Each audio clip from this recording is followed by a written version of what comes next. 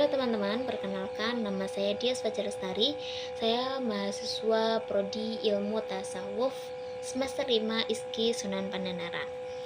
Di kesempatan kali ini saya akan sedikit membahas tentang tuntunan jalan menuju kedekatan kepada Allah Subhanahu wa taala dan juga penyucian jiwa yang berdasar pada kitab Adabun Nufus karya Imam Abu Haris Al-Muhasibi. Gak sedikit dari kalian pasti bertanya-tanya, siapa sih Imam Abu Haris Al-Muhasibi itu? Sebelum kita masuk ke inti pembahasan kita yang utama ini, alangkah lebih baiknya kita mengenal pengarang kitab Adabun Nufus ini terlebih dahulu, yaitu Imam Abu Haris Al-Muhasibi. Imam Abu Haris Al-Muhasibi ini memiliki nama lengkap yaitu Abu Abdullah Al-Haris bin Asad bin Maqil Al-Hamdani Al-Muhasibi. Beliau ini merupakan salah seorang ulama yang berkebangsaan Arab An-Nazah. Beliau ini juga merupakan ulama yang memiliki bakat yang luar biasa. Beliau ini sangat serba bisa dan juga multi talent. Beliau ini bukan hanya terkenal sebagai seorang sufi saja, beliau ini juga terkenal dalam kepakarannya dalam bidang fikih maupun bidang hadis dan juga bidang-bidang lainnya. Al-Muhasibi ini lahir di Bashrah, tapi beliau itu tumbuh dewasa di Baghdad. Di Baghdad inilah beliau itu mulai belajar ilmu-ilmu keislaman dan juga ilmu kalam dari ulama-ulama yang terkenal pada zaman itu. Seperti contoh, beliau itu belajar ilmu fikih pada ulama-ulama terkenal seperti Imam Syafi'i, terus Abu Ubaid Al-Qasim, terus juga ada Qadli Yusuf, terus ada siapa lagi ya? Ada juga di bidang hadis. Bidang hadis itu beliau belajar kepada Shuraih bin Yunus, Yazid bin Haran, Abu An-Nandar dan juga Suwaid bin Dawud. Terus Al-Muhasibi ini sudah menulis banyak sekali karya-karya yang sangat spektakuler, sangat terkenal. Salah satunya yaitu kitab Adabun Nufus ini. Sebenarnya kitab Adabun Nufus ini banyak sekali pembahasannya, tapi dalam pembahasan di video kali ini kita cuma akan membahas tentang pendekatan diri kepada Allah Subhanahu wa taala serta penyucian jiwa yang ada dalam kitab Adabun Nufus ini. Nah, dalam kitab Adabun Nufus ini, Al-Muhasibi itu mengajak seluruh manusia untuk selalu bertakwa kepada Allah Subhanahu wa taala. Beliau itu sangat mempercayai akan kebesaran, akan keesaan dan juga keazalian Allah Subhanahu wa taala. Kita sebagai umat muslim, terutama sebagai umat muslim ya, kita itu juga harus mempercayai bahwa Allah itu maha besar, maha esa. Apalagi dengan semua yang ada di dunia ini, pasti kan kita udah banyak banget menemuin hal-hal yang luar biasa, hal-hal yang istimewa. Itu kita harus mempercayai bahwa itu semua itu datangnya dari Allah Subhanahu wa taala. Terus kita itu dalam kitab ini Al-Muhasibi itu juga menerangkan bahwa kita itu harus bisa membedakan mana yang lahir, mana juga yang batin, mana yang umum dan juga mana yang khusus. Terus beliau juga menerangkan bahwa kita dalam melakukan suatu perbuatan baik itu alangkah lebih baiknya itu kita didasari dengan keikhlasan hati. Jadi kita itu sebagai seorang hamba itu tidak boleh syirik dalam beramal terus kayak beragak salah, itu kita nggak boleh seperti itu. Seperti dalam kitab Adabun Nufus ini ada kata-kata seperti ini: seorang itu tidak akan selamat dari keburukannya kecuali ia lari dari tempatnya. Maksudnya seperti apa sih? Maksudnya itu adalah seorang itu akan menjauhkan diri dari wilayah-wilayah di mana orang lain itu akan melihat amalnya itu. seseorang itu akan melihat seperti itu namanya tempat yang membawa keburukan dia. Dan juga seseorang itu akan menghindari dari perbuatan kayak misalnya dia itu mengumbar amal perbuatannya, itu pasti seseorang akan menghindari itu gitu. Karena setiap perbuatan yang kita lakukan, terus setiap ucapan yang keluar dari mulut kita itu pasti diketahui Allah Subhanahu wa taala. Ya iya, Allah Subhanahu wa taala kan Maha Esa, Maha mengetahui. Dia itu akan mengetahui segala perbuatan dan juga ucapan yang keluar dari kita. Terus Imam Abu Haris Al-Muhasibi ini juga mengajak kita untuk selalu bertawakal kepada Allah.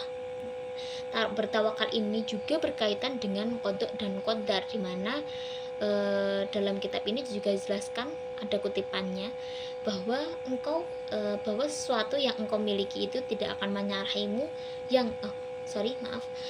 bahwa sesuatu yang tidak engkau miliki itu tidak akan menyalahimu, dan sesuatu yang engkau miliki itu juga akan mengenalimu. Jadi maksudnya apa sih?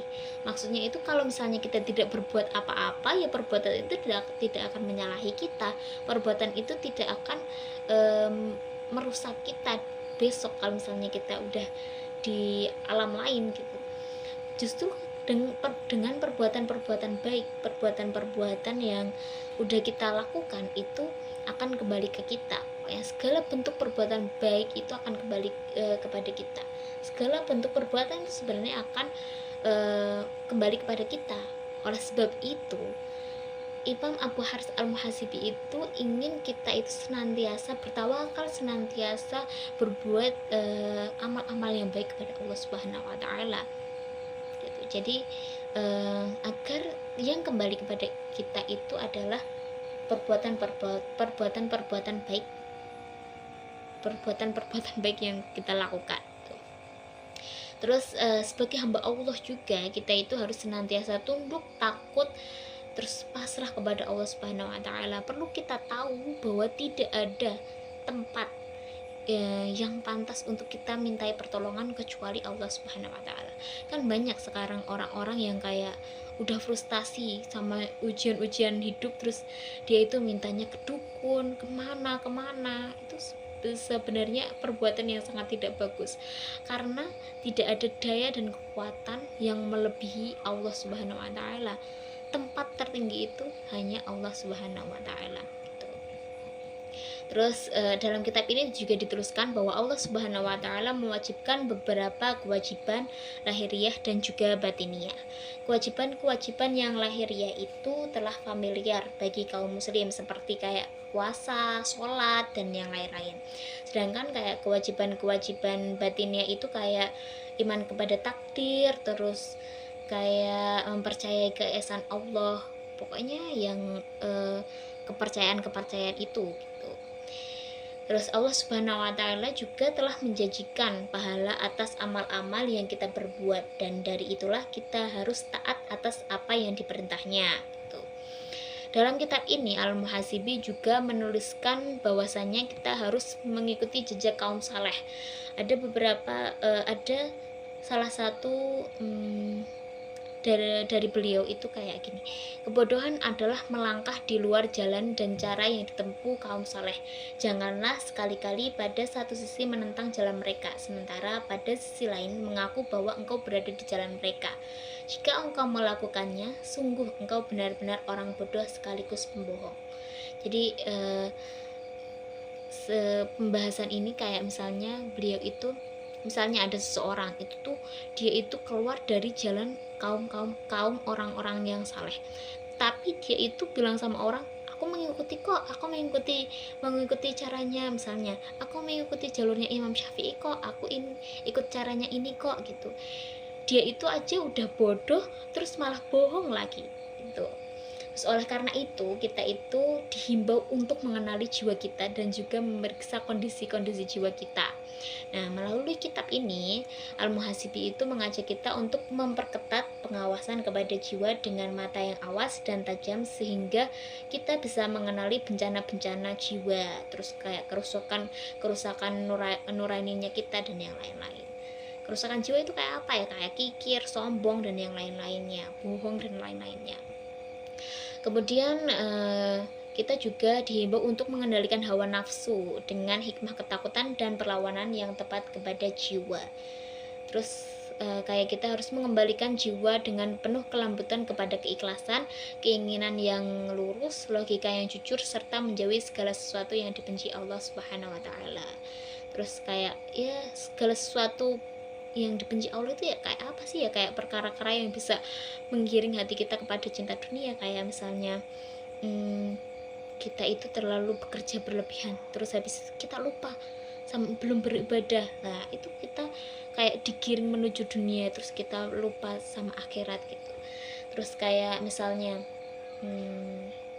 misalnya nih ada orang pacaran, misalnya pacaran terus kayak terlena sama pacarannya, terus kita sampai lupa bahwa segala bentuk pacaran itu juga termasuk zina gitu. Karena pacaran itu se-islamik apapun pacaran, ya namanya pacaran, ya pacaran kan dosa ya. Walaupun pacarannya misalnya, kalau misalnya saya udah sering banget kayak lihat di konten-konten itu, misalnya apa namanya, ada pacaran terus orang pacarnya bilang, tapi dia sering ngingetin sholat kok, tapi dia itu sering ngingetin saya puasa kok, sering gini kok gitu. Tapi kan kayak ibaratnya nih ya, ibaratnya itu daging babi aja kalau misalnya direndam atau dicuci sama air zam-zam, itu dia itu tetap haram gitu. Apalagi pacaran kan dosa, walaupun dengan diselimutin apa hal-hal kayak gitu ya, namanya pacaran tetap dosa gitu. Itu sesuatu yang apa namanya, sesuatu yang menggiring hati kepada cinta dunia. Jika seseorang menuruti hawa nafsu serta lupa akan niatnya, maka kita tidak akan memperoleh apa-apa. Dalam kitab karangan Al-Muhasib ini, kitab Adabun Nufus ini, beliau juga menyelipkan pengertian atas keinginan beliau bahwa meninggalkan dosa akan mengantarkan orang menuju amal kebajikan. Terus kayak meninggalkan kebohongan berarti kejujuran. Jadi kalau misalnya orang yang berhenti berbohong itu, dia itu udah mulai menampakkan dan juga udah belajar untuk bersikap jujur. Terus meninggalkan cinta dunia berarti zuhud dari dunia. Ini dalam kurung tidak sepenuhnya dia itu lupa akan kewajiban dunia. Kayak dulu pernah dengar kayak misalnya ada seorang yang misalnya kepala rumah tangga, dia itu mempunyai kan kewajibannya atas istri dan juga anak-anaknya, tapi dia itu pengen zuhud dunia dan melupakan segalanya tentang dunia. Kayak misalnya dia itu puasa, terus dia itu selalu beritikaf di masjid, terus kayak selalu sholat 5 waktu dan yang lainnya, tapi dia itu tidak bekerja dan tidak memenuhi kewajibannya. Nah itu dia itu juga meninggalkan kewajibannya. Dia kan sudah berjanji di hadapan Allah itu kalau dia itu menikahi wanita itu. Nah kalau misalnya dia tidak bertanggung jawab atas wanita itu, ya dia sama aja dosa gitu. Jadi kita itu harus menyeimbangkan antara dunia dan juga akhirat gitu. Terus meninggalkan zina berarti menjaga kehormatan, ya seperti itu tadi yang kayak pacaran atau apa gitu. Itu kalau misalnya kita menghindari zina itu berarti kita menjaga kehormatan diri kita gitu. Terus kalau dipikir-pikir, siapa lagi yang bisa menjaga kehormatan diri kita selain kita gitu. Terus dan meninggalkan kedengkian berarti ketulusan, ya kayak tadi, kayak dalam beribadah kita tidak mempamer-mamerkan. Terus kayak apa, menjauhi tempat-tempat kayak misalnya kita lagi berbuat baik tapi kita berbuat baiknya itu di tempat umum sambil diumumin, wah itu namanya kita dengki itu dalam menjalankan suatu ibadah itu.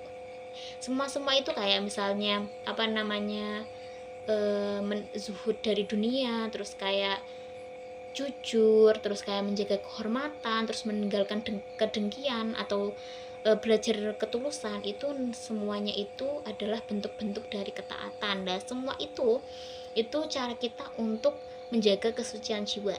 Kalau misalnya jiwa kita udah suci, itu kita akan dengan mudah untuk mencari jalan menuju kedekatan kita kepada Allah Subhanahu wa taala.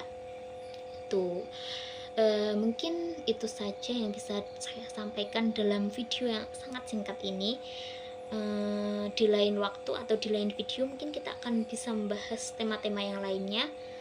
Mohon maaf kalau misalnya dalam penayangan video ini ada banyak kata-kata dan juga kalimat-kalimat yang kurang jelas dari saya. Sekian dari saya, ada kurangnya mohon maaf. Akhirul kalam, wassalamualaikum warahmatullahi wabarakatuh.